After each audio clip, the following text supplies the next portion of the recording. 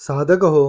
श्री अमृत मंथनेश्वर कल्किदत्त मंदिर, शिरूर, घोडा नदी, जिल्हा पुणे, महाराष्ट्र येथील पंडित चतुर्वेद सायंटिस्ट श्री वत्सवक्षा भगवंत परमहंस परिव्राजकाचार्य श्री काशी विश्वेश्वरानंद सरस्वती महाराज उर्फ कर्डिले यादवराजे यांच्या अमृतवाणीत श्री लिंग महापुराण अर्थात श्री रामलिंग महापुराण कथा रोज सायंकाळी 8 ते 8:30 या वेळेत अवश्य लाभ घेणे. ओम वक्रतुंड महाकाय सूर्यकोटि समप्रभ निर्विघ्नं कुरु मे देव सर्वकार्येषु सर्वदा. ओम गुरु ब्रह्मा गुरु विष्णु गुरुदेवो महेश्वरा गुरु साक्षात परम ब्रह्म तस्मै श्री गुरवे नमः. ओम सहस्रशा पुरुषा सहस्रपाद सहमूर्त दशांगुलम. ओम द्राम ओम सहस्रशा विद्महे कल्किदत्ताय धीमहि तन्नो ब्रह्म प्रचोदयात्. ओम महालक्ष्मी च विद्महे विष्णुपत्नी धीमहि तन्नो लक्ष्मी प्रचोदयात्. ओम पांडुरंगाय विद्महे वासुदेवाय धीमहि तन्नो विष्णु प्रचोदयात्. ओम रुक्मिणी देवी च विद्महे महालक्ष्मी धीमहि तन्नो लक्ष्मी प्रचोदयात्. ओम दधित ऋषी च विद्महे अनंत शक्ति धीमहि तन्नो ब्रह्म प्रचोदयात्. ओम शांताकारं भुजगशयनं पद्मनाभं सुरेशं ओम विश्वाधारं गगनसदृशं मेघवर्णं शुभांगनं. ओम लक्ष्मीकान्तं कमलनयनं योगिध्यानगम्यं वन्दे विष्णु भवभयहरं सर्वलोकैकनाथं. ओम शांति. ओम दत्त दत्त राम राम ओम दत्त दत्त राम राम. ओम शिव शिव श्याम श्याम ओम शिव शिव श्याम श्याम. आज आपण वेदांत कीर्तन याच्याला काय भाग पाहणार आहोत. वेदांत कीर्तनाची गरज का भासली आणि काय कारण त्याच, आणि वेदांत कीर्तनामुळे काय फायदा होणार आहे, काय तोटा होणार आहे, हा महत्त्वाचा मुद्दा आहे. आता आपण देवांची नावं घेतो आणि प्रत्येक देवांचं नाव घेऊन देवाला बोलवतो, पण कुठलाही देव आपल्याकडे येत नाही. याचं कारण काय तर सांगायचा मुद्दा असा आहे की त्याचे महत्वाचे टप्पे आहेत. आता भगवान कृष्णाने याचं उत्तर दिलं. काय म्हणले? वेदानाम सामवेदास्मी. वेदामध्ये वेद मी सामवेद आहे. सामवेदाच्या 1875 रोजच्या म्हणजे तत्वज्ञान सांगितलंय ते आपण कधी अभ्यासलं नाही आणि लोक करीत नाहीत. म्हणजे भगवद्गीता वाचल्यानंतर 1875 जे नियम आहेत ते सामवेदातले ते वाचले पाहिजे, तेव्हा आपलं खरं ज्ञान प्राप्त होईल. कारण त्या वेदाच्या एवढ्या 1875 मध्ये काय सांगितलं? हे इंद्रदेवा, तू सोमरस पे, तुझ्याकरता सोमरस काढून ठेवलेला आहे आणि सोमरस प्यानंतर तू युद्धात जय मिळवशील आणि जय मिळवल्यानंतर त्या जे शत्रू आहेत ती सगळी संपत्ती लुटून आम्हाला दे. नंतर ही जमीन आहे, ही शेतीबाडीच्या नद्या त्या दुसऱ्या देशात वाहतात, त्या नद्या तुम्ही भारतात वळवून दे. त्या ज्या नद्या आहेत ना आता हिमालयामधल्या सगळ्या, त्या सगळ्या नद्या जवळजवळ इंद्रदेवाने आणि विष्णूने ह्या नद्या आपल्या हिंदुस्थानात वळवलेल्या आहेत. जगातल्या सगळ्या नद्या सरळ करायचं काम, प्रत्येक जगाचं कल्याण करण्याचं काम इंद्रदेवाने केलं. इंद्र हा देवांचा राजा आहे आणि बृहस्पती हे गुरु आहेत, पण त्या बृहस्पती कोण नावच घेत नाही. आपण भ्रष्ट गुरूंची नाव घेतो. अमृत पिणारा जो गुरु आहे तो बृहस्पती आहे, फळांचा रस पिणारा. सोमरस म्हणजे काय? आता एकाने सांगितलं सोमरस म्हणजे रान शेर आहे ना, त्याचा चिक प्यायचा म्हणजे झाला सोमरस. म्हणजे माणसं जगायची आयुष्य संपली. या अशा दृष्टीने चुकीचे निर्णय करू नका. खरा मुद्दा म्हणजे सोमरस म्हणजे भगवान शंकरला विचार, सोमरस म्हणजे काय? तर त्यांनी सांगितलं ऊसाचा रस, नारळाचं पाणी, आंब्याचा रस आणि फळांचा हे सोमरस. युक्सुरस हा भगवान शंकर भगवान युक्सुरस म्हणजे ऊसाचा रस पिऊन राहतात. आपण असं कधी उपवास करीत नाही. प्रत्येक देव काय खातो त्याचा आपण कधी विचार करा नाही. कारण का बरं? आता मोबाईल आहे तुमच्याकडं, मोबाईल मध्ये बॅटरी आहे, तुमची बॅटरी चार्जिंग नसून त्या दुसऱ्या चार्जिंग चुकून मोबाईल आला तर तुम्हाला ऐकू येणार नाही, कारण तुमची बॅटरी बंद आहे. तसं देव आणि मानव या दोघांच्या शरीराचं संतुलन सारखं ठेवण्याचं काम सोमरस करतो, फळांचा रस करतो. वेदामध्ये सोमरस सांगितलेलं आहे, सनातन शब्द सांगितलेला आहे. सनातन म्हणजे पूर्ण ब्रह्म, परब्रह्म असं त्याचा अर्थ केलेला आहे. तर सांगायचा मुद्दा असा आहे की हा जो परमेश्वर आहे प्रत्यक्ष आपल्याला का भेटत नाही? कारण आपण एका दिशेने चाललेलो असतो. आता आपली गाडी घेतली बरं का, कशाची गाडी आहे? गॅसवर चालणारी, तिला भरलं डिझेल, कशी काय चालायची? चालणारच नाही. तर तशा दृष्टीने या ठिकाणी आपल्या ज्या चुका आहेत त्या चुका आपण कधीच सुधारल्या नाही. त्यामुळे आपले पूर्वज ते सगळे निघाले. जे महान साधू आहेत, संत आहेत, त्यांनी फळं कंदमुळं खाऊन हे साधना केल्या म्हणून ते वरच्या कोटीला आलेले आहेत. हिमालय, सातपुडा, हिंदुकुश पर्वत, सह्याद्री, पूर्व पश्चिम घाट, हे सगळे डोंगर आहेत, मोठे पर्वत, गिरनार, या ठिकाणी साधू तप करीत बसले आहेत गुंफेमध्ये. आणि ते कंदमुळे खातात, फळं खातात, उपवास करतात. मग याचा अर्थ असा आहे की सोमरस जो सांगितलाय तो पितात. सोमरस म्हणजे दारू नव्हे, सोमरस म्हणजे ऊसाचा रस. आणि तो पिल्यानंतर आपलं शरीर आणि देवांचं शरीर एकमेकांना जवळ येत. देव आणि मानव फार वेगळे आहेत. आणि मग दोघांना एकत्र आणण्याचं काम फक्त सोमरस अमृत करतो. तर अमृत मिळण्याकरता आधी सोमरस प्यावा लागतो, तेव्हा अमृत प्राप्ती होते. आधी दूध प्यायचं मग तूप मिळतं. तशा दृष्टीने सोमरस म्हणजे तूप, गाईचं तूप निघतं. तसं ह्या फळांतून सोमरस तयार होतो. मग विषद प्रकारची घटना तयार होते आणि तो सोमरस तयार होतो. आता याच्यामध्ये फार मोठा महत्त्वाचा मुद्दा असा आहे की आता समजा आपण ऊसाचा रस पिलो, मग आपल्या शरीरात ऊस गेल्यानंतर त्याचं विघटन होणार, मग त्याच्यामधून सोमरसाची निर्मिती होणार आणि मग ते आपल्याला मिळणार, म्हणजे अमृत प्राप्ती. तर हे सर्व शास्त्र असे आहे की देव काय खातात, कसे राहतात हे शास्त्र सांगतं. देवासारखं शरीर बनवायचं तेव्हा आपला देव प्रसन्न होणार. दोघांच्या बॅटरी चार्जिंग असेल तर एकमेकाला मोबाईल ऐकून एकमेकाला दिसू लागणार. आता शोध आता लागलाय, याचा शोध पूर्वीच लागला होता. इंद्रदेव अर्जुनाला दिसायचा, अर्जुन इंद्राला दिसायचं. म्हणजे असं शास्त्र आहे की दोघांचा मेंदू जो कॅपॅसिटी आहे ते सारखी होती. सगळ्या देवांच्यावर बोलायचं म्हणजे आपलं शरीर शुद्ध झालं पाहिजे, आपला मेंदू जो आहे सोमरस पिऊन पिऊन सात्विक बनला पाहिजे, तेव्हा आपल्याला हे सगळं मिळणार. एवढं भागूनच चालत नाही, अजून त्याच्यामुळे बऱ्याच अडचणी आहेत. भगवान कृष्ण सांगितलं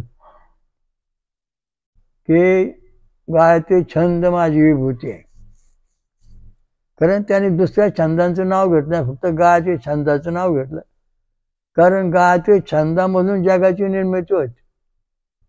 आधी शेंगदाण्याचं टर्पलमध्ये छंद आणि स्वर तयार होतो आणि त्याच्यामध्ये मग तो जीव म्हणजे शेंगदाणा तयार होतो, त्या शेंगदाणा जीव येतो. तशा प्रकारचं ही गाय छंद माझी विभूती अशी भगवान कृष्ण का म्हणाले, याचं कारण फार महत्वाचं आहे. आधी पायाला बुडबुडा येतो, आणि मग त्या बुडबुडीचा आता आपल्याला काही दिसत नाही, फक्त बुडबुडाचा आकार दिसतो. तसं हे जे ब्रह्म आहे त्याचा कधी नाश होत नाही, जन्माला येत नाही. त्याच्यातून पाण्याचा हा बुडबुडा येतो, तसं छंद आणि स्वर प्रगट होतो, मग शेंगासारखं टापळासारखा. आणि मग त्याच्यात ब्रह्म प्रगट होतो आतमध्ये. मग त्याच्यामध्ये भगवान परमात्मा स्वतःचं शरीर बनवतो आणि मग स्वतः प्रगट होतो. परमेश्वर हा स्वतःच प्रगटलेला आहे, स्वयंभू. त्याला कोणी निर्माता नाही, तो स्वतः निर्माता.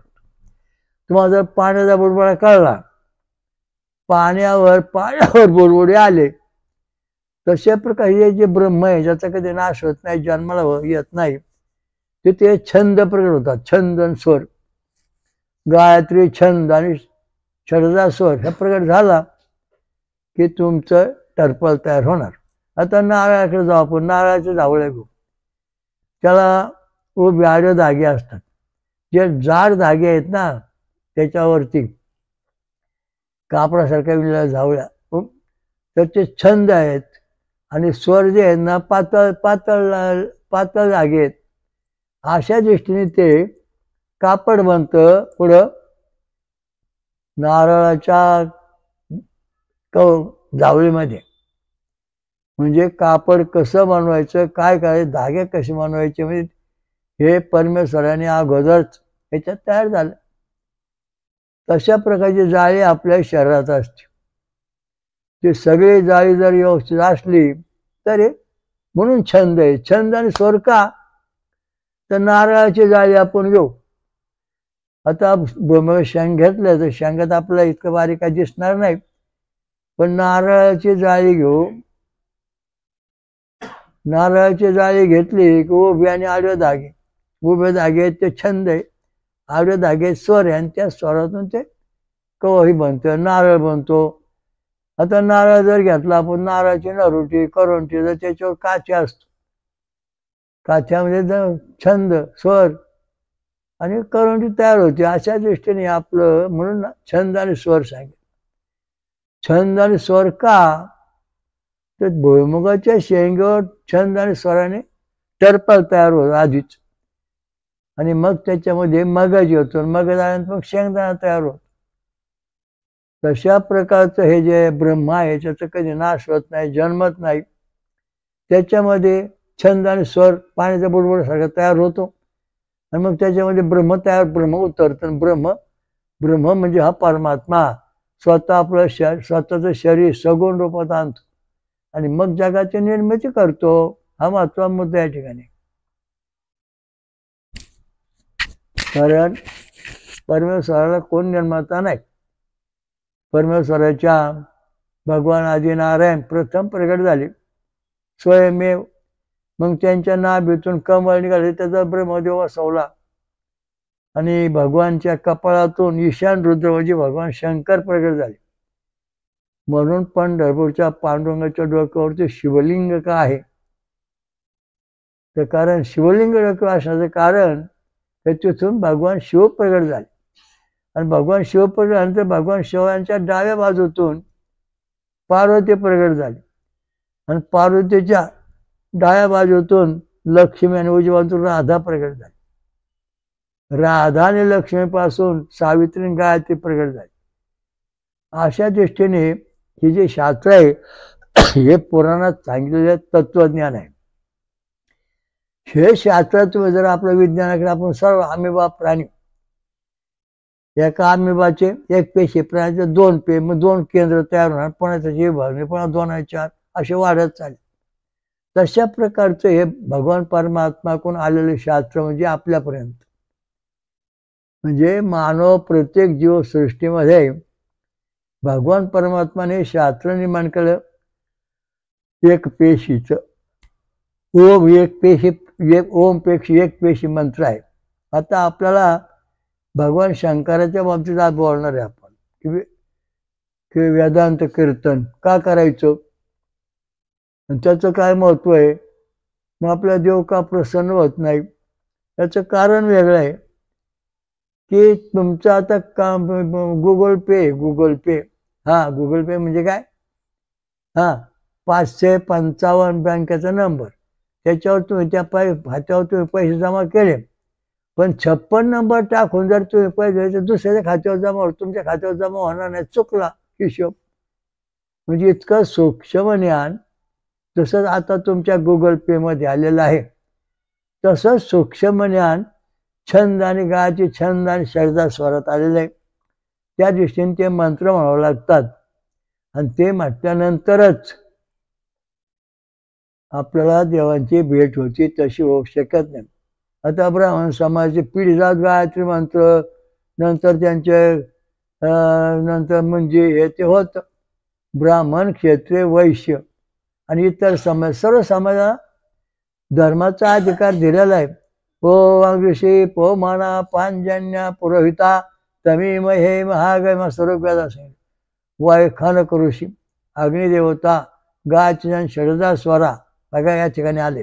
भगवान कृष्ण उत्तर, भगवान कृष्ण म्हणजे माझी विभूती, गाय छंदी माझी विभूती आहे. आता बघा गाय छंदाचा मंत्र, ओम वैखानक ऋषी, अग्निदेवता, गायची छंद षडजा स्वरा, ओम ऋषी पोमाना पांजन्य पुरोहिता तमीमहे महागयम. ओम ऋषी पोमानः पांजन्यः पुरोहितः तमीमहे महागयम. ओम ऋषी पोमानः पांजन्यः पुरोहितः तमीमहे महागयम. हे मी तीनदा का म्हणतो, त्याचं कारण फार महत्वाचं. ब्राह्मण, क्षत्रिय, वैश्य, क्षुद्र, अतिक्षुद्र ह्या सर्वांना परमेश्वराची प्राप्ती करण्याचा अधिकार आहे. आता याच्यामध्ये रजोगुणी, तमोगुणी हे निर्णय प्रकार आहेत. परंतु त्यांनी काय सांगितलं की सर्वांच्या पेक्षा आमचं आचरण श्रेष्ठ असन, तोच फक्त भगवंताकडे जाईल. श्रेष्ठ आचरण म्हणजे कसं? सोमरस पिणे म्हणजे उसाचा रस, नारळाचं पाणी, आमरस, फळाचा रस पिऊन साधना करणे, हे सगळ्यापेक्षा आचरण. कारण तुम्ही हे सोडलं काय म्हणजे भूतियान मार्ग, नंतर पृथ्वीयान मार्गाचं खाणं, दूध आणि फळ यांच्यात तुम्ही पुढच्या देवाला आलेला आहात, आणि त्यामुळे आल्यानंतर तुमचा आहार बदललेला आहे उच्च कोटीत. याचं उत्तर भागवत पुराणात सांगितलेलं आहे. 12वा स्कंद, 2रा अध्याय, 22वा श्लोक काय सांगतो? ओ ऋषी काय सांगतो? वासुदेवे भगवती सत्व मृतो हृदय स्थिते. मी कुठं चेड्याकोणीच्या हृदयात सापडणार नाही, मी पितरांच्या हृदयात सापडणार नाही. मग कुठं सापडणार देव? सत्व ऋतव. ओम भगवत वासुदेव सत्वमृत, ज्याचं हृदय सात्विक आहे तिथं हा वासुदेव परमात्मा प्रगट होऊन ज्ञान सांगणार. ज्याचं हृदय सात्विक नाही तिथं भगवंत परमात्मा भेटणार नाही सांगितलं. म्हणजे याच्यामध्ये अडचण आहे खाण्यापिण्याची, आणि ते नेमकं पाळत नाही. उठला का चालला पाया पाया देवाच्या आशान करायच्या, पाणी घाला निघाला, बुटा चपला पायात, नियम काहीच नाहीत. कारण धर्मशास्त्र जे आहे ते धर्मशास्त्राचं आपण चांगले गुरु न केल्यामुळे आपला मार्गदर्शन होत नाही. चांगले गुरु म्हणजे कोणचे? फळ खाऊन दूध पिणार, हे चांगले गुरु, उत्तम गुरु, एक नंबरचे. बाकींच्या गुरुबरोबर आपलं काय बोलायचं नाही, आणि त्याबद्दल चर्चा करण्याचं काही कारण नाही, ते त्यांचे गुरु. तर जे गुरु आपले फळ खाऊन दूध पिऊन राहतात ते सर्व उत्कृष्ट गुरु, त्या पद्धतीने आपण चाललो पाहिजे. तेव्हा भगवान कृष्ण काय म्हणाले? गायत्री छंद ही माझी विभूती आहे. विभूती म्हणजे स्वरूप. आता गायत्री मंत्र जो आहे, ओम तत्सवितुर्वरेण्यं भर्गो देवस्य धीमहि धियो यो नः प्रचोदयात्, हा 24 अक्षरी मंत्र. प्रत्यक्षात आपल्या रंगसूत्राच्या जोड्या आहेत ते 23 आहेत. 23 रंगसूत्राच्या जोड्या आहेत, त्या समतोल आपल्या शरीरात पडल्या पाहिजेत, तयार झाल्या पाहिजेत. तेव्हा आपलं शरीर सुरक्षित राहील, वंश सुरक्षित राहील, पिढ्या सुरक्षित राहतील, हजारो पिढ्या. गायत्री छंद जो आहे याचं भगवान कृष्णाने फार मोठं सांगितलं. गुह्य ज्ञान अजून जगाला झालं नाही. तुम्ही आपल्या जीव पेशीचा नकाशा तयार करा. पहिली मध्ये पोकळी ठेवा, शिवब्रह्म. नंतर दुसरी रिंग मारा. त्याच्यामध्ये किती 7 रंग सुद्धा जोड्या आल्या. एक रंग एक 8 ठिकाणी हा दोन्ही पसरू लागवतो, पण एक ठिकाणी काहीच नाही. मग ते स्त्री का पुरुष जन्मायचं त्याच्याकरता ती जागा मोकळी ठेवली. त्याच्यानंतर त्याच्यावरचं आवरण आहे ते 8 रंगसूत्रांचं. त्याच्यावरचं आवरण 8 रंग असे मिळून 23 रंगसूत्राच्या जोड्या, म्हणजे 23 रंगसूत्राच्या जोड्या. आणि ते गायत्री मंत्र म्हटल्याशिवाय त्या समतोल पडत नाहीत. जर समजा गोल रिंगण आहे, गोल रिंगण, त्या समजा आपण तो गोल घुमटात गेलो घड्याळ लावलं तर ते 8 ठिकाणी ऐकवतं टॅक टॅक. आपलं जे कल्की दत्त मंदिर आहे त्याचं आपण घड्याळ एका ठिकाणी लावलं तर ते 8 ठिकाणी ऐकवतं टॅक टॅक टॅक. म्हणजे गायत्री मंत्र जेव्हा आपण म्हणतो तेव्हा आपली जीव पेशीमध्ये 8 ठिकाणी तो स्पर्श करतो. आणि मग 8 ठिकाणी स्पर्श केल्यानंतर हे जे गुणसूत्र आहेत, रंगसूत्र आहेत, ते 8 ठिकाणी समतोलपणात राहतात. आणि समतोलपणात राहिल्यानंतर पहिली फेरी, दुसरी, तिसरी, तिन्ही ठिकाणी हे सगळे मग बुद्धी, अवयव, शरीर हे सगळं या रंगसूत्रातून तयार होत. म्हणून भगवान कृष्णाने आजच जगाला सूचना दिलेली आहे. काय? की गायत्री मंत्राशिवाय तुमची उन्नती होणार नाही. वंश परंपरा, आता आपल्याला म्हणता येत नाही गायत्री मंत्र, मग ज्यांना म्हणतोय त्यांचा सहवास करायचा, नाही तर मग ब्राह्मण गाठून त्यांच्याकडून मंत्र म्हणून घ्यायचा, होम हवन करायचं. अशा दृष्टीने हे परंपरा आहे. तर गायत्री मंत्र हा तुमच्या जीवनाचा, जिव्हाळ्याचा प्रश्न आहे. तो आता आपण नेमका म्हणत नसल्यामुळं आपल्याला देवाची भेट होत नाही. कारण आपले जे इंद्रिय आहेत ते देवाची भेट घेण्याकरता ती तशी तयार झाली पाहिजेत. कॉम्प्युटर पाहिला तर त्याची सगळी बटणं व्यवस्थित असतात. ते बटणं दाबलं ते ती बेरीज, ते तो हिशोब तयार होत. तसं आपल्या शरीराची इंद्रिय आहेत, डोळे, कान, नाक, हात, मेंदू, हृदय, हे सगळे जे इंद्रिय आहेत ते समतोलपणात आली पाहिजेत. आणि ते सर्व समतोलपणात येतील तेव्हा आपला परमेश्वर साक्षात्कार दृष्टांत होतो. तसं होत नाही. कारण का? तर आपल्या जीवनाचा प्रश्न आहे तो भगवान कृष्णाने दिलेलं उत्तर. गायत्री छंद ही माझी विभूती. गायत्री छंद तो साक्ष. आता याच्यामध्ये अभंग आले, मंत्र आले. ओम भुवं भुवा ओम स्वा महाजनं तपं सत्यम ओम तत्सवितुर्वरेण्यं भर्गो देवस्य धीमहि धियो यो नः प्रचोदयात्. हा मंत्र जर तुम्ही कोणी जपलात त्याचा परिणाम कसा होतो हा महत्त्वाचा मुद्दा आहे. तर धर्मशास्त्रात काय सांगितलं जातं की तुम्ही किती वेळा मंत्र जपला? 100 वेळा. त्याचं 1/10 हवन करा, म्हणजे 10 वेळा हवन आलं. म्हणजे 100 आपण गायत्री मंत्र म्हणलो की 10 वेळा हवन करायचं. ओम भुवं भुवा ओम स्वाहा महाजना तपं सत्यम ओम तत्सवितुर्वरेण्यं भर्गो देवस्य धीमहि धियो नः प्रचोदयात् स्वाहा दत्तमिदं नमः. मग पुन्हा त्याच्यातलं 1/10 म्हणजे 1 आला. म्हणजे एक माणसाला जेवण देणे किंवा गायला घास घालणे हा महत्त्वाचा मुद्दा आला, तेव्हा हा मंत्र सिद्ध होतो. याची सिद्धी मिळवणे फार अवघड आहे. त्रिकाळी स्नान करणे, सकाळ, दुपार, संध्याकाळ, आणि हा मंत्र जपणे म्हणजे सगळं कष्टपूर्वी आपल्या ऋषीमुनींनी, ब्राह्मण समाजाने, नंतर राम कृष्ण हे मंत्र जपत होते. ब्राह्मण, क्षत्रिय, वैश्य आणि बाकीच्या पण काय लोकांना साधना मिळून त्यांनी याच्यात अतिशय प्रगती केली, त्यांना पण प्रगती झालेली त्यांची. स्त्रियांना पण गायत्री मंत्र म्हणण्याचा अधिकार आहे.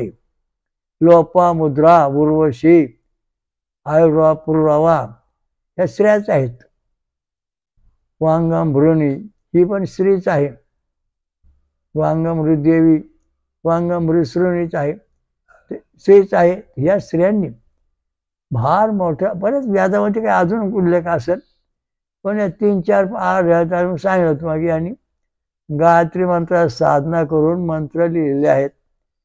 गायत्री छंदामध्ये अग्नि ऋषी, अग्निदेवता, लोपामुद्रा ऋषी, अग्निदेवता, गायत्री छंद षडजा स्वरा,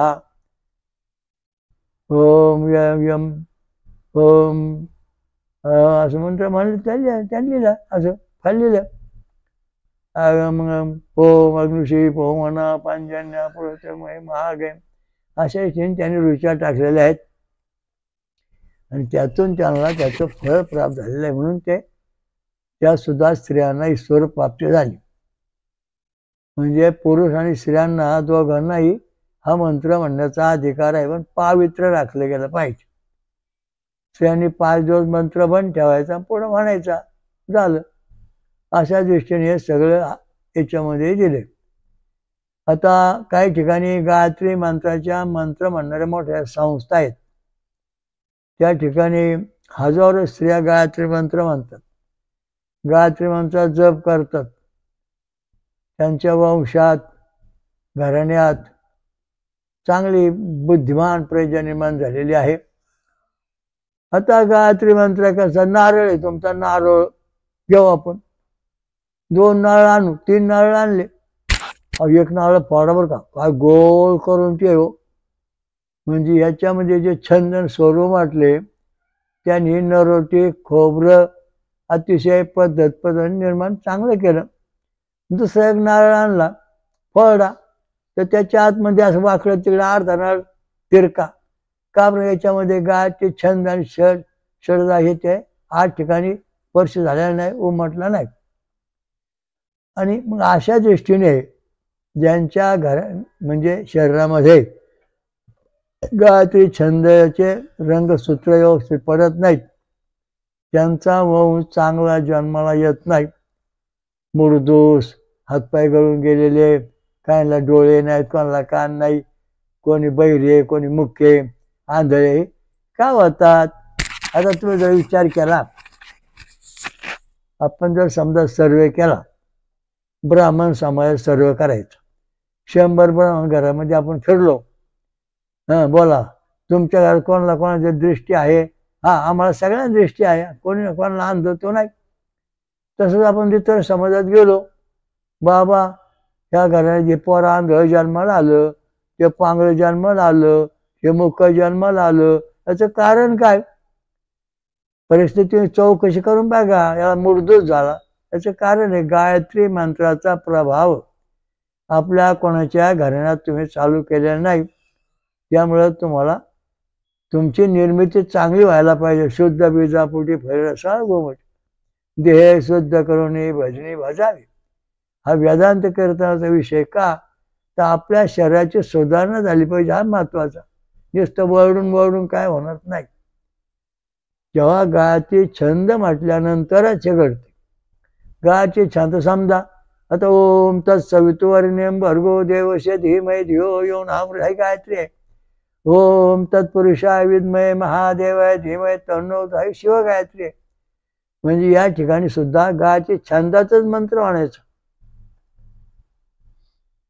गाडी चालताना आपल्या बाजूने चालली पाहिजे, म्हणजे अक्षर होत नाही, दिवाढोर जात नाही. तशा दृष्टीने हे सगळे शास्त्र आहे, आपल्याच बाजूने चालवायचं. मग त्याच्याकरता आपल्याला आपल्या शरीराची पहिली शुद्धता केली पाहिजे. आता हे भगवद्गीता, ज्ञानेश्वरी किंवा रामायण, महाभारत हे सगळे जे ग्रंथ येतात बघा, आपण रामरक्षा घेऊ, बुध कौशिक ऋषी, सीतारामचंद्र देवता, अनुष्टुप छंदा एवढं लिहिलं, पुढं गांधार स्वर लिहिला नाही. म्हणजे या ठिकाणी हातपाय मोडून टाक. इथं गांधार स्वर पाहिजे, तेव्हा त्या ऋच्याचा आपल्याला अनुभव, त्याचा स्तोत्राचा अनुभव येईल. आता गणकृषी गणपती स्तोत्र घ्या, गणकृषी गणपती देवता, पुढं गायचे षडनिश्चित गाय छंदा, पुढं षडजा स्वरच नाही. म्हणजे आपण शरीर आहे, पण शरीराची नाडी बंद आहे, म्हणजे मनुष्य जिवंतपणे मेल्यासारखं आहे. म्हणून आपण जे मंत्र म्हणतो ना ते मेल्यासारखे आहेत, ते जिवंत मंत्र म्हणायला पाहिजेत.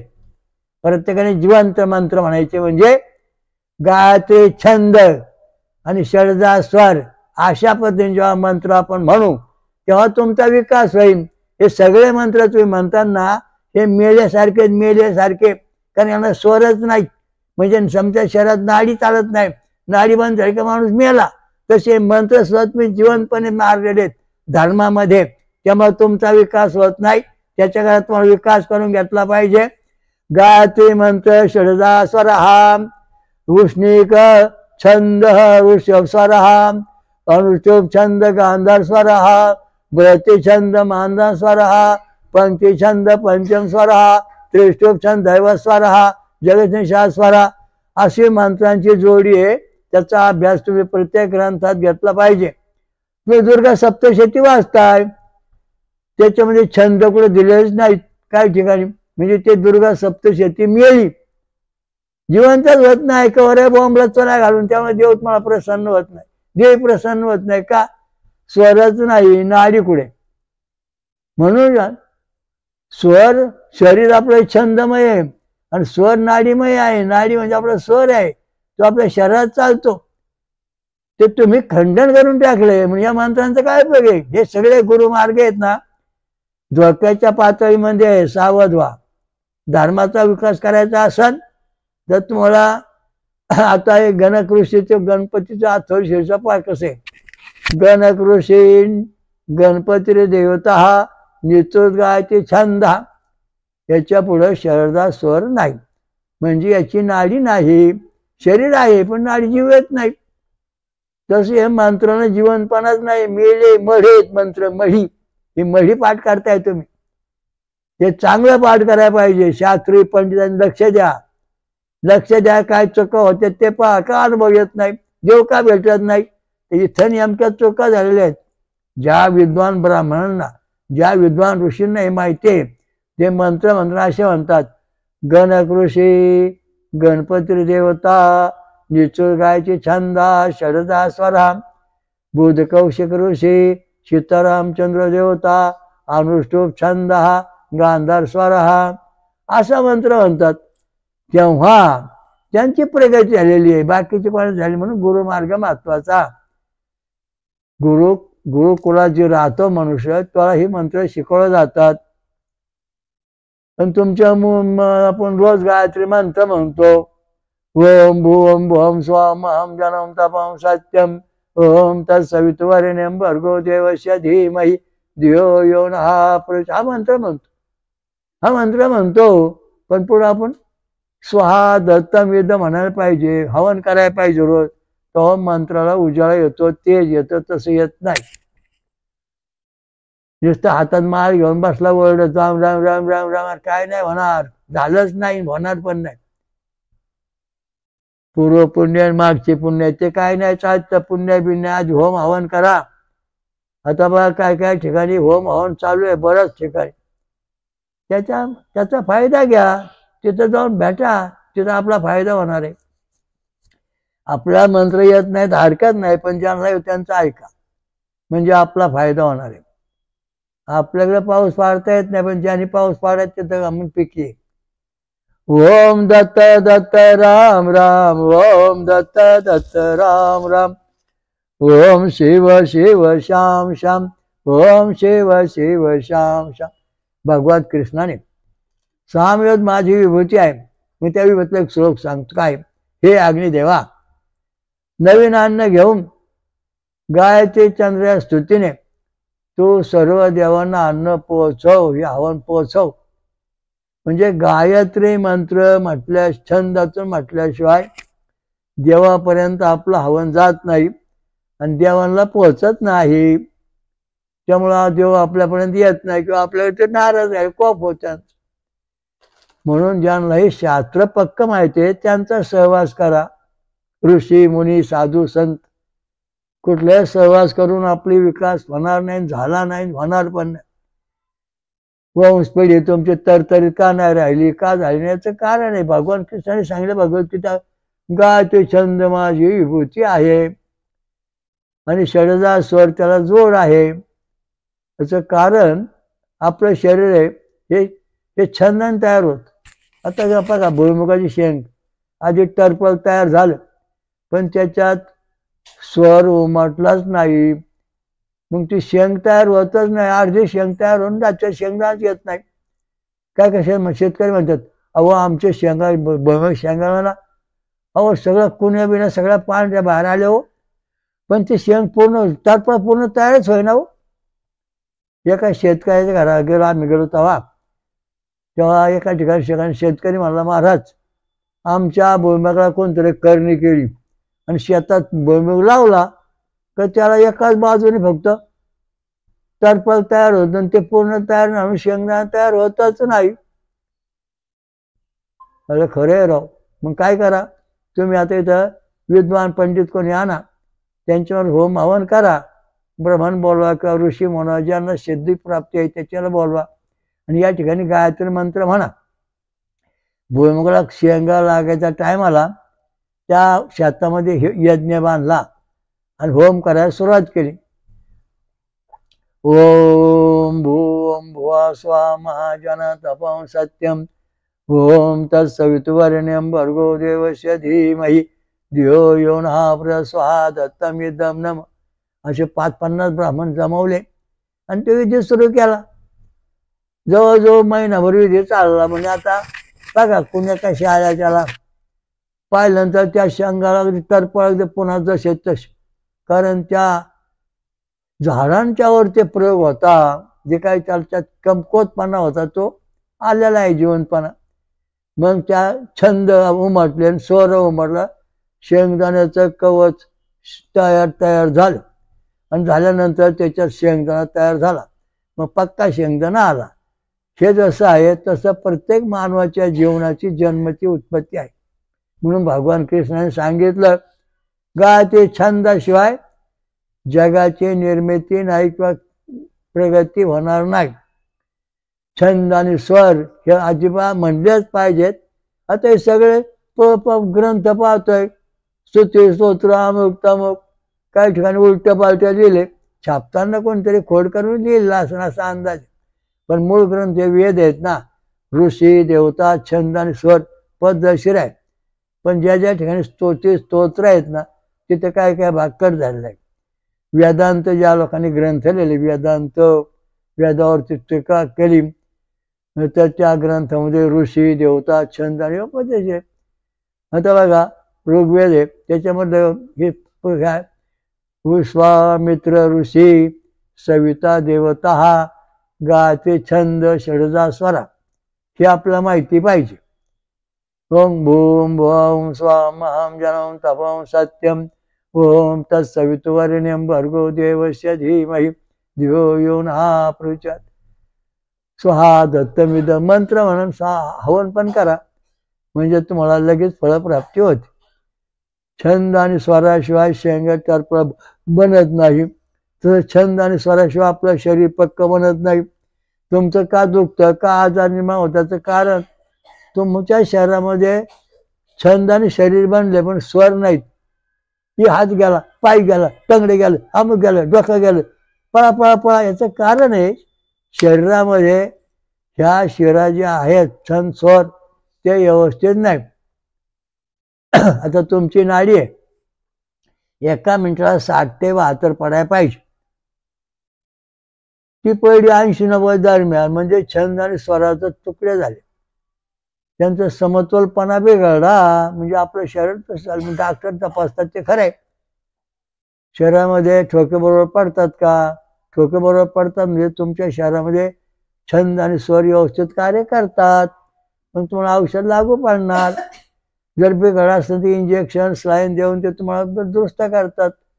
तसं या ठिकाणी आपल्याला आता होम हवन करून गायत्री मंत्र म्हणून हे सगळं मिळवलं पाहिजे. पैसा टिकत नाही, अमुक होत नाही, तमुक होत नाही, अनेक अडचणी वाटतात.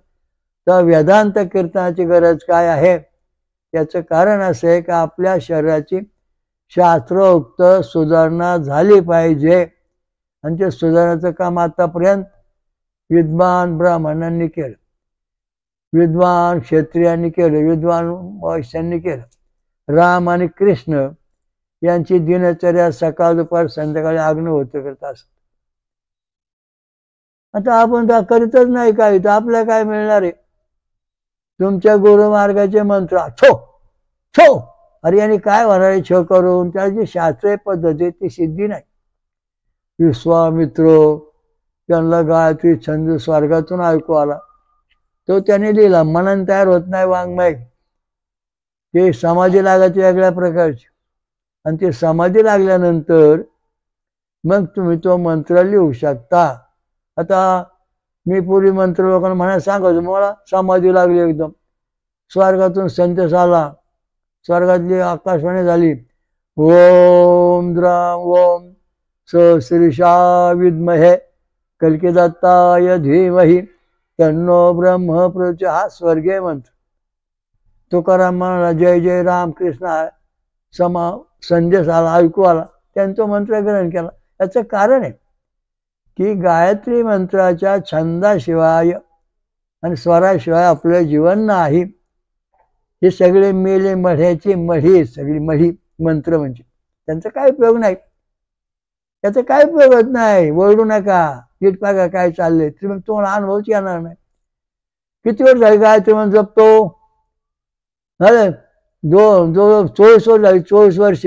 मग गायत्री भेटली का तुला? पंचमुखी देवी भेटली का? कधीतरी स्वप्नात आली होती. कसा मंत्र जपला? गणपती भेटला का? हा, तात्पुरता भेटला. कसा बोलला? ओम गणक ऋषी गणपती देवता निसृगाय छंदा. बस, गणपती अर्धा डोका दिसतो, पूर्ण दिसतच नाही. अनेक वेळा माझ्या भाऊ तक्रारी मांडल्या. मग म्हणलं तुम्ही असा मंत्र म्हणा, गणक ऋषी गणपती देवता षडजा निसृगाय छंदा षडजा स्वर, आपला स्वर म्हणा.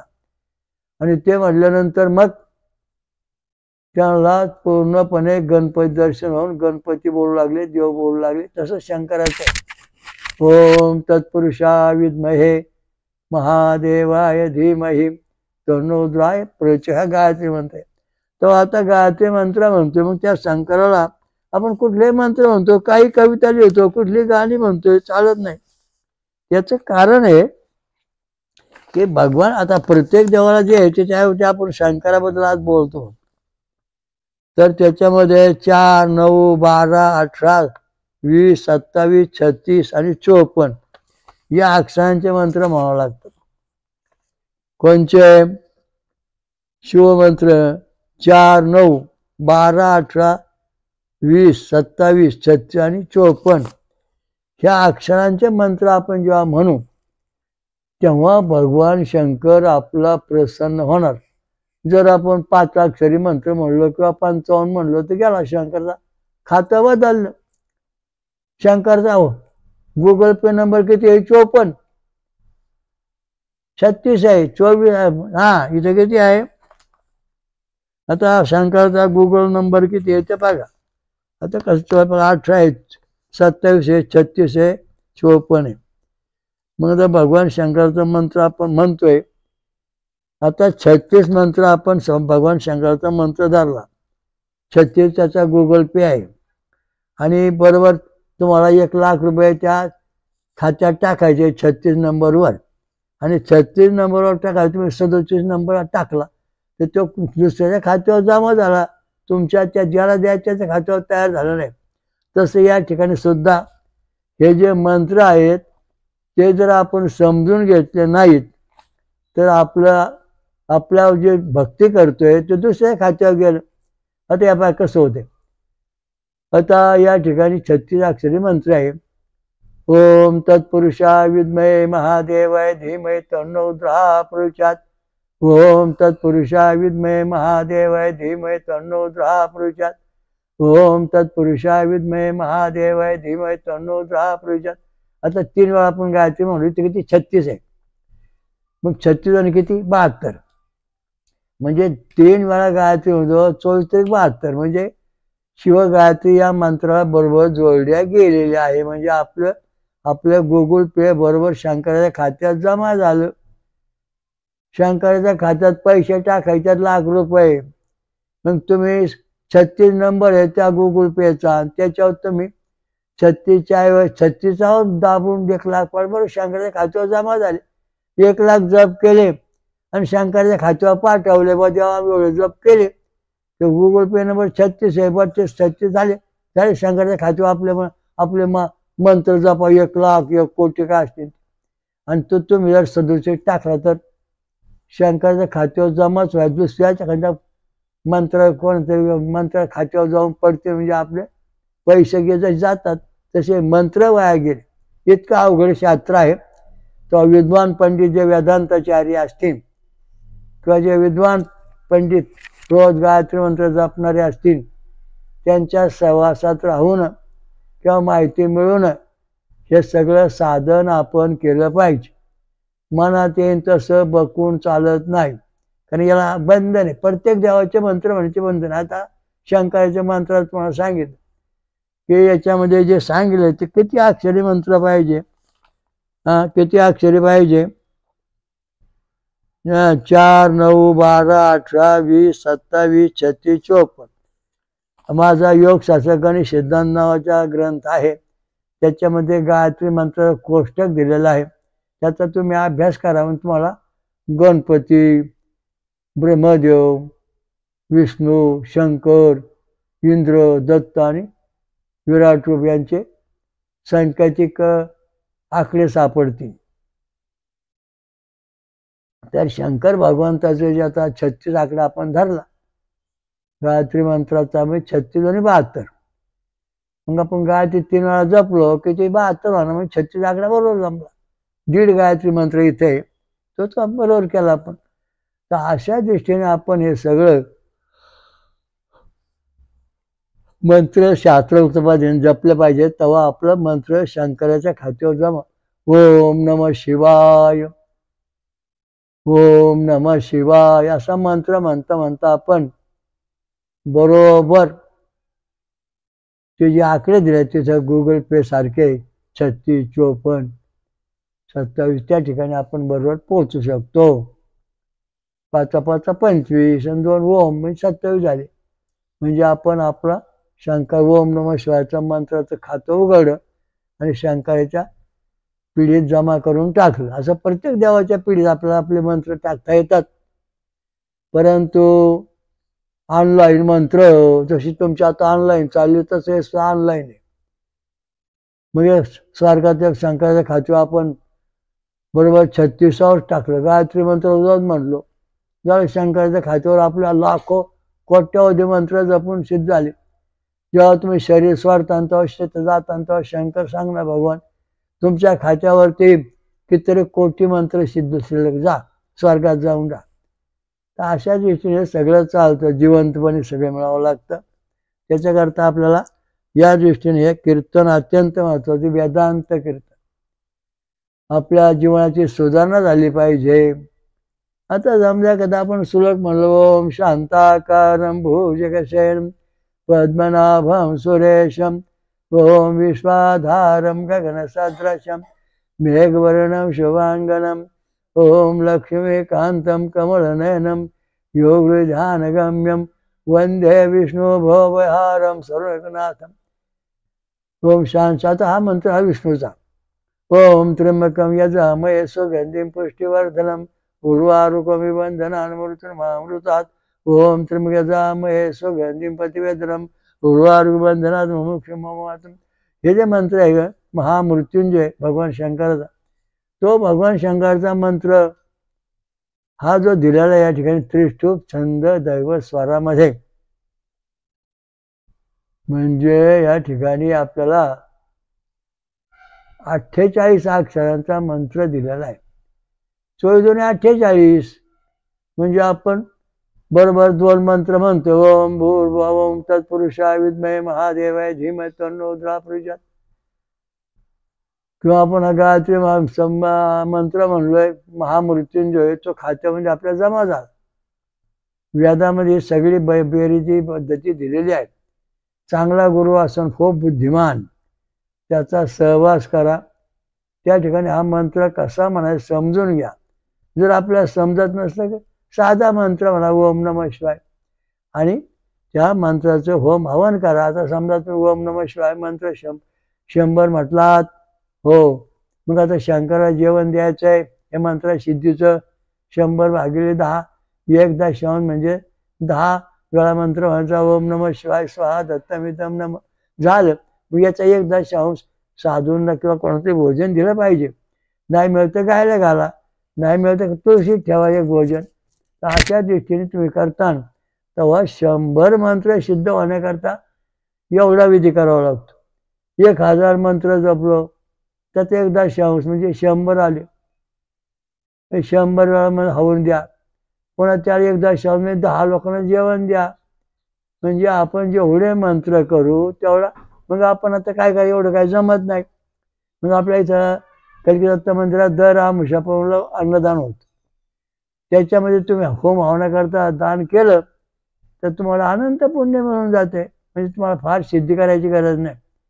अन्नदान करा, साधू संतांना जेवण द्या, त्यांची मंत्र आपल्या सिद्धी ऐश्वर्य प्राप्त होत. आता साधू दिसला का गोटे घोर लोक मागे लागतात आणि मारतात त्याला सुद्धा. चांगला चांगला मोठा आला त्याचं कारण आहे कारण तुमच्या अंगामध्ये गायत्री मंत्राचे जे छंद आहे ते बरोबर नाही, ते बिघडले. आता सगळ्या प्रयोजन 99% काय म्हणलं, 999% काय म्हणलं, सगळ्या लोकांचे शरीराचे छंद आणि स्वर बिघडलेले आहेत. रोज राम रक्षा वाचतो, राम रक्षा वाच नाही, रक्षा झाली. जे ज्या लोकांना राम रक्षा झाली तोंडात हवा खात बसले कारण चुकीचे मंत्र म्हणले ना. त्यामुळे तुमची बुद्धी वाढली, काम वासना वाढली, तुम्हाला जय मिळाला नाही, इंद्रिय जिंकता आली नाहीत. इंद्रिय जिंकायचे म्हणजे स्वर म्हटलाच पाहिजे, त्याशी इंद्रिय जिंकता येत नाहीत. इंद्रियांना डोळे येत नाहीत. आता आपले जे काय आता गणपती आतोषीच म्हणू आपण, ओम गणक ऋषी गणपती देवता नित्य काय छंदा, इथपर्यंत आपले इंद्रिय काम करायला लागले. पण त्या इंद्रियांची जी वासना आहे, काम आहे, ती बंद नाही होत. मग पुढं षडजा स्वरा हे स्वर जेव्हा तयार होईल तेव्हा त्यांची बुद्धी पालटते, बुद्धी बदलते आणि मग ते आपल्याला सुख शांती मिळून देतात. तसं मिळत नाही. आता थोडक्यात सांगितलं, फार सांगायला वेळ नाही. आपल्याला दर आमुषा पौर्णिमेला कलकी दत्त मंदिरामध्ये वेदांत सिद्धीचं मंत्र म्हटले जातात. त्याचं लाखो लोक भाविक फायदा घेतात आणि त्यांना फायदा होतो, गुण येतो. आपल्या शरीराला डोळा बिघडलाय, डोळा काम करीत नाही, दृष्टी कमी झाली, मग आपण डॉक्टरना औषध घेऊ शकतो. त्याचप्रमाणे त्याच्यामध्ये पुन्हा आपण गायत्री मंत्र जपू शकतो. म्हणजे आता डोळ्याची दृष्टी येण्याकरता आपल्याला ओम दिगंबरा विद्महे अवधूता धीमहि तन्नो दत्त हा प्रविचार हा मंत्र म्हणावा लागेल. कारण या ठिकाणी त्रिष्टुपचा दैव स्वर आहे 48 अक्षराचा, म्हणून 24×2 = 48. ओम द्राम ओम सहस्रेशा विद्महे कलकी दत्ताय धीमहि तन्नो ब्रह्म प्रविचार. ओम द्राम ओम सहस्रेशा विद्महे कलकी दत्ताय धीमहि तन्नो ब्रह्म प्रविचार. म्हणजे आपण ह्या मंत्र 10 वेळा म्हटलो, मग त्याचा 1 दशांश 10 हवन द्यायचं. म्हणजे आपण 10 दाणे होमा सोडायचं, 10 दशांश, आणि पुन्हा 1 जणाला जेवण द्यायचं. म्हणजे मंत्र सिद्ध असल्याचा अर्थ. मग आपलं एवढं करायचं जमत नाही. मग कावळा आहे, पशु आहे, पक्षी आहे, त्याच्यापेक्षा गायला घालते नंबर 1 बाकीच्यांना. कारण बाकी गायीचं शरीर पवित्र आहे म्हणून गायचं जेवण नाही जमत तर तुळशी नैवेद्य ठेवणे, कारण तुळशी ही पवित्र आहे आणि म्हणून तुळशीवर ठेवलेला नैवेद्य हा 100% आपल्याला या मंत्र सिद्धी मिळवून देतो. म्हणून तुळशीची पूजा महत्वाची आहे. कारण तुळशीतून वजन नावाचा वायू वाहतो आणि आपल्या शरीरात तो प्रवेश करतो, त्यामुळे आपली मंत्र सिद्धी प्राप्त होते. अगदी थोडक्यात नामस्मरण करा. नाव एखादे नामस्मरण दिलं किती 10 लाख, आणि काय मग आजारी, अरे म्हणलं सगळं तू आजारी झाला, इतकं मंत्राचे 1 दशांश करा, एवढं हवन करा, एवढे लोकांना जेवण द्या, ब्राह्मण माळकरी जेवण द्या, बाकीच्या नाही चालत. सवासणी घालतो आपण, त्या सुद्धा सवासणी घालणाऱ्या माळकरीण किंवा शाकाहारी असल्या पाहिजेत. खाणारेपणे सवासणी घालून चालत नाहीत. कारण आपल्या घराचं वाटतं झालं, बरदादी झाली. कारण त्यांच्यावर देवी जेवायला येतच नाहीत, भूत येतात. भूतांना जेव घालतो, भूतांना चांगलं काहीच करीत नाही. ब्रह्मवेत्याला जेवण दिल्यानंतर मंत्र सिद्ध होतात. एकनाथ महाराज होते, शेजारी 1 जण राहत होत, मोठा श्रीमंत शेठ. त्याने गाव जेवण घातलं, ढीग लागला डोंगरा एवढा पत्राचा, बाप रे किती ढीग लागला.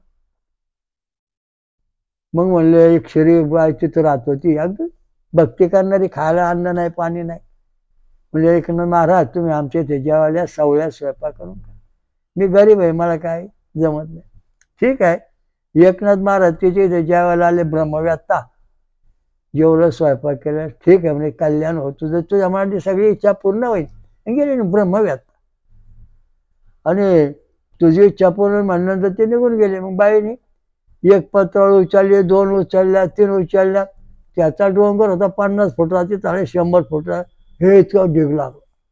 याचं कारण आहे की ब्रह्मवेत्याला दान धर्म करा, तेव्हा तुम्हाला संपूर्णपणे सगळी मंत्र सिद्धी मिळेल. ब्रह्मवेत्ता म्हणजे कोण? ब्रह्मवेती ती ब्राह्मण, हा ज्याला ब्रह्म समजलाय तो, जो ब्रह्मनिष्ठ आहे तो. ब्रह्मनिष्ठ असणारे कोण कोण आहेत? हे सगळे देवांचे भक्त ब्रह्मनिष्ठ आहेत. ब्रह्मवेत्ता कोण आहेत? दत्तात्रय महाराज, याज्ञवल्क्य, कपिल मुनी, शुक मुनी, 4 ब्रह्मवेत्ते. या 4 ब्रह्मवेत्त्या आहेत ना. मग दत्तात्रय महाराजांचं गोत्र आत्री, मग आत्री गोत्रांच्या ना जेवण, अशी याची परिस्थिती आहे. म्हणून आपल्याला हे मंत्र सिद्धी मिळवण्याकरता आणि सगळी ईश्वरी शक्ती मिळवण्याकरता दान धर्म करणे आवश्यक आहे. ओम. आज थोडक्यात सांगितलं, उद्या पुन्हा हाच विषय होणार आहे. काय? वेदांत कीर्तन. ओम स्वयंभू विश्वराजा श्री अमृत मंत्र कल्किदत्त महाराज की जय. स्वयंभू महापंचसागरेश्वरी महादुर्गा महाशाकंभरी माता की जय. ब्रह्मर्षि अत्रि की जय. महासती अनुसया माता की जय. सर्व देव देवता की जय. साधु संतन की जय. धर्म की जय हो, धर्म की जय हो. विश्वाचे कल्याण असो. हरिओम दत्त. ओम शांती शांती. सर्व साधकांनी महाराजांच्या या वेदमंत्र आणि रक्तगट संशोधनाचा प्रचार करावा. VBK ट्रस्टची योजना बेकारी संपविणे. वेदमंत्र आणि रक्तगट प्रचार करा, समाजाकडून मदत होते. जगभर घरोघरी प्रचार करा. अधिक माहितीसाठी पुढील पत्त्यावर भेट देणे किंवा संपर्क साधणे. VBK ट्रस्टचे स्वयंभू विश्वराजा श्री अमृतमंथनेश्वर कल्किदत्त मंदिर, पाषाणवाडी, शिरूर, घोडनदी, जिल्हा पुणे, महाराष्ट्र. हरिओम दत्त.